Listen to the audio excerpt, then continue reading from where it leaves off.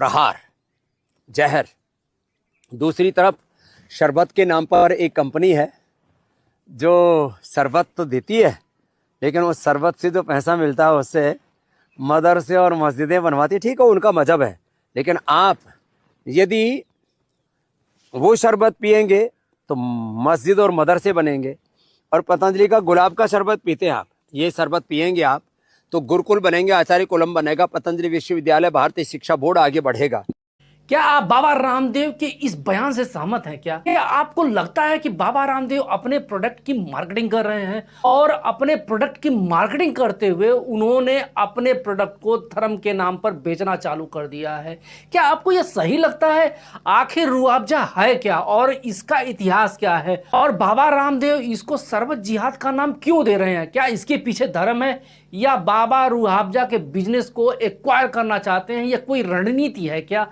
क्योंकि इससे पहले भी बाबा रामदेव ने अपने प्रोडक्ट को बेचने के लिए दूसरे प्रोडक्ट को नीचा दिखाया है, और इन सारे बिंदुओं पर मैं एक एक करके चर्चा करूंगा। बस आप मेरे साथ बने रहिए। तो आपका मेरे YouTube चैनल मेरे विचार में हार्दिक स्वागत व अभिनंदन है। और अगर आप पहली बार मेरे YouTube चैनल पर आए हैं तो कृपया मेरे चैनल को लाइक सब्सक्राइब कर दीजिए, ताकि आपकी मित्रता और मेरी मित्रता बनी रहे।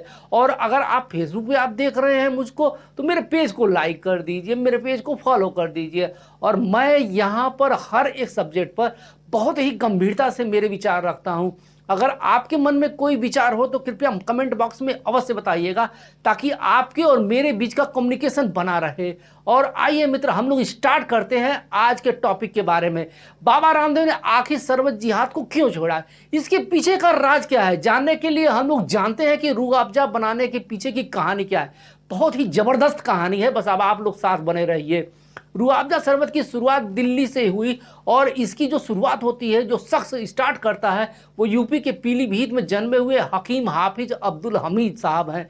और वह दिल्ली में रहते थे। वहीं लाल कुआं के बाजार के पास में एक छोटा सा उनका दवाखाना था, जिसका नाम था हमदर्द दवाखाना। हमदर्द का मतलब होता है कि दर्द में जो आपका साथी हो। और यहीं पर हाफिज अब्दुल मजीद साहब अपने मरीजों को देखते थे। बात है साल 1907 की गर्मियों की। दिल्ली के लोग भीषण लू से की वजह से बीमारी की हालत में हकीम जी के पास पहुंचते हैं।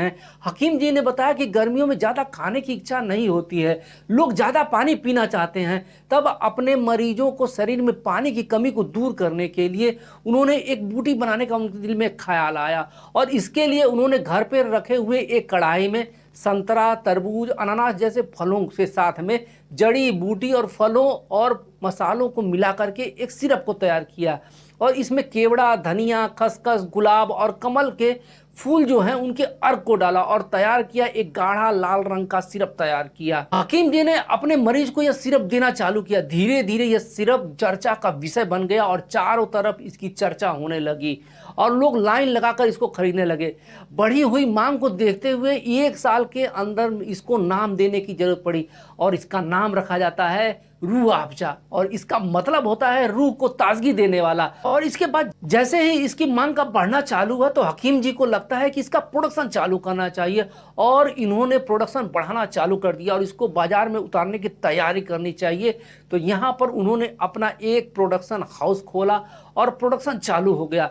1907 में इसका प्रोडक्शन चालू होता है, लेकिन 1922 में हकीम अब्दुल मजीद साहब का देहांत हो जाता है। इसके बाद इस कंपनी की बागडोर उनकी पत्नी और उनके 2 बच्चे अब्दुल मजीद और मोहम्मद सईद के हाथों में चली आती है। और इसके बाद जो छोटे बेटे होते हैं मोहम्मद सईद, तब आज़ादी की लड़ाई में मुस्लिम लीग के साथ में वो बहुत ही प्रेरित होते हैं, उनके साथ में होते हैं। मुस्लिम लीग ने जब अलग मुस्लिम देश की मांग की, और मोहम्मद सईद इसके समर्थन में आ जाते हैं, और ऐसे में बंटवारा हो जाता है, और भारत का 1948 में, और पाकिस्तान में जाकर वह शिफ्ट हो जाते हैं, और वह कराची में रूअफ़ज़ा के नुस्खों को बनाना चालू कर देते हैं। दूसरी तरफ भारत की जो मूल कंपनी, जिसका नाम की हमदर्द इंडिया है, उसको चलाते हैं उनके बड़े बेटे अब्दुल हमीद। और पाकिस्तान में भी यह प्रोडक्ट बहुत ही धूम मचाता है, भारत में भी गजब का धूम मचाता है। लेकिन यहाँ पर जो बाबा रामदेव ने जो बात कही है कि रूअफ़ज़ा से जो प्रॉफिट होता है, उस प्रॉफिट को मस्जिद और मदरसों की भलाई में लगाया जाता है, इसमें कितनी सच्चाई है मैं आपको बताता हूँ। रूअफ़ज़ा की जो कंपनी है, इसका नाम है हमदर्द इंडिया, और जो इसके मुनाफे का एक हिस्सा है जो है वो हमदर्द नेशनल फाउंडेशन को जाता है, और कंपनी अपने मुनाफे का 85% हिस्सा इस संस्था को डोनेट कर देती है। हमदर्द नेशनल फाउंडेशन की स्थापना 1964 में हकीम अब्दुल मजीद साहब ने की थी और इसकी स्थापना करने का जो प्रमुख उद्देश्य था, कमजोर वर्ग के जो खासतौर पे जो मुसलमान हैं उनकी शिक्षा और स्वास्थ्य में सुधार के उद्देश्य से बनाई गई थी।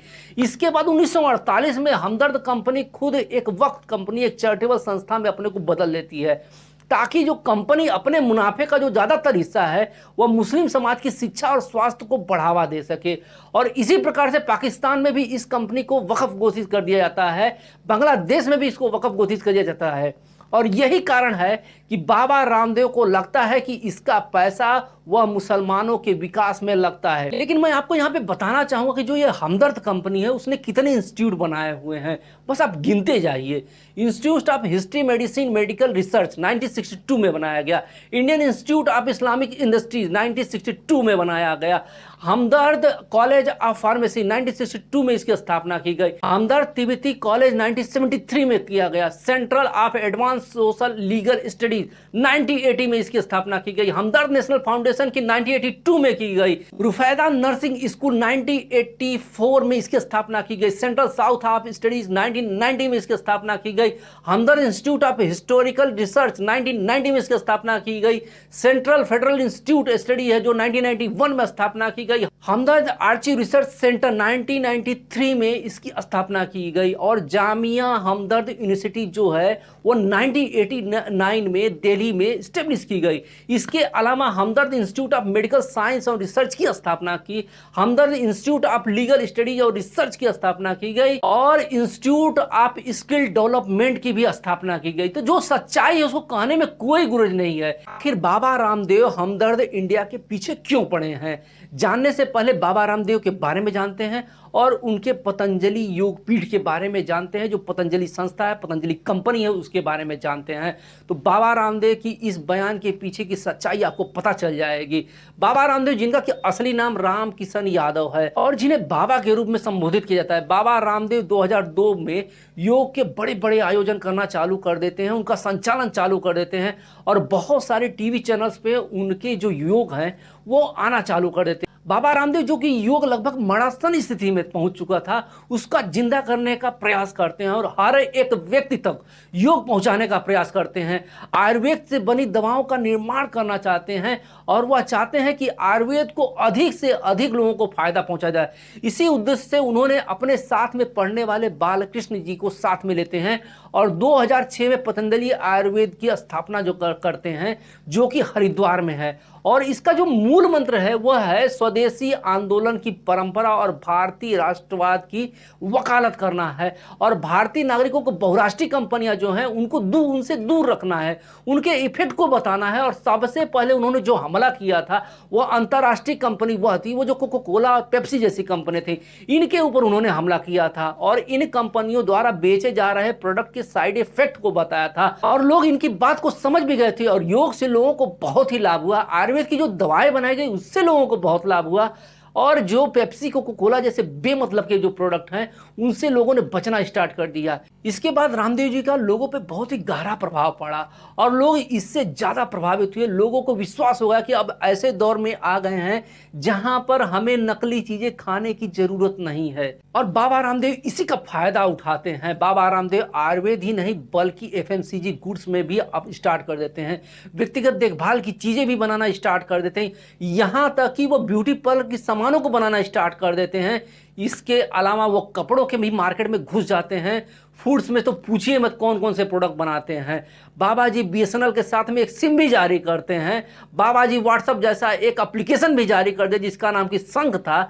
मतलब हर जगह बाबा जी बिजनेस के बारे में सोच रखा था। उनकी जो कंपनियां हैं उनका जब मैं आपको नाम बताऊंगा तो आपको मालूम चलेगा कि वो कौन कौन से बिजनेस में लगेंगे, तब आपको मालूम चलेगा कि क्योंकि बिजनेस करने का जो तरीका क्या है।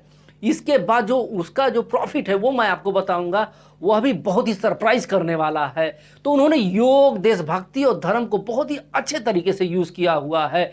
बाबा जी की कंपनियों का जो नाम है वो कुछ इस तरह से है: Patanjali Arogya private limited, Patanjali agro R private limited, Patanjali aromatics private limited, Patanjali Madhuram Udyog private limited, Patanjali परिधान प्राइवेट लिमिटेड, पतंजलि परिवहन private limited, Patanjali PF private limited और Patanjali textile private limited, Patanjali food and herbal private limited, Patanjali bio research and institute private limited, Patanjali agro herbal research private limited. अगर आप कंपनियों का नाम समझ रहे हैं तो उनके बारे में आप रिसर्च करिए, आपको पता चलेगा कि बाबा हर जगह हर सेक्टर में घुसे हुए हैं। जहां पर बिजनेस होता है वहां पर वो घुसे हुए हैं, और बिजनेस का जो 96% हिस्सा है वह बालकृष्ण जी को जाता है।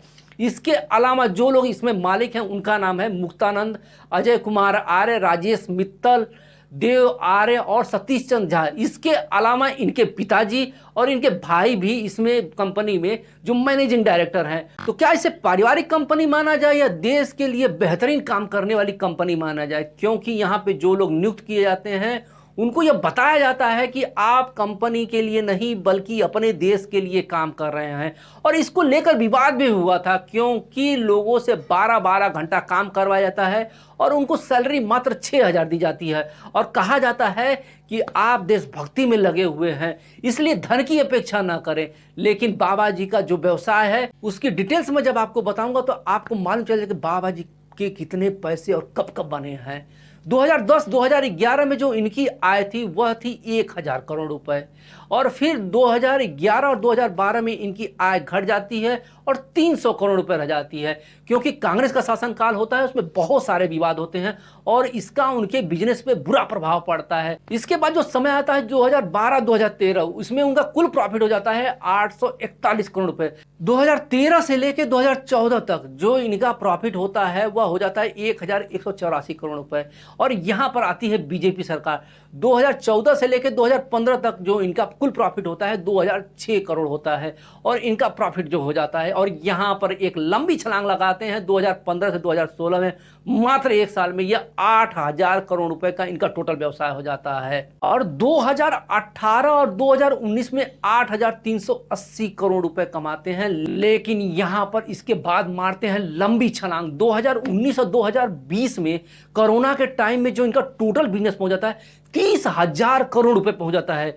इसके बाद तो बाबा पीछे मुड़कर देखते ही नहीं है। 2021 और 2022 में इन्होंने कुल जो टोटल उनका बिजनेस हुआ है 60,000 करोड़ रुपए का हुआ है। यहां पर जो हमदर्द इंडिया है उसका एनुअल टर्न जो है वो 600 करोड़ रुपए है, जिसमें कि